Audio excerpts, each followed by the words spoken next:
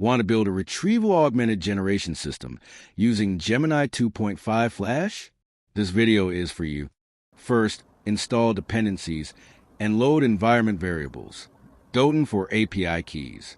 At Google/Gemini SDK for Gemini. Next, we create a file search store.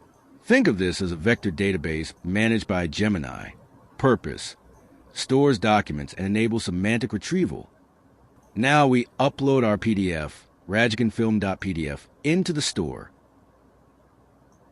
Uploads are async, so we poll until processing is complete. Here's where RAG happens. Gemini retrieves relevant content from the file, injects it into the prompt context.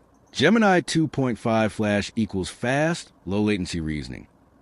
Finally, we print the AI-generated summary.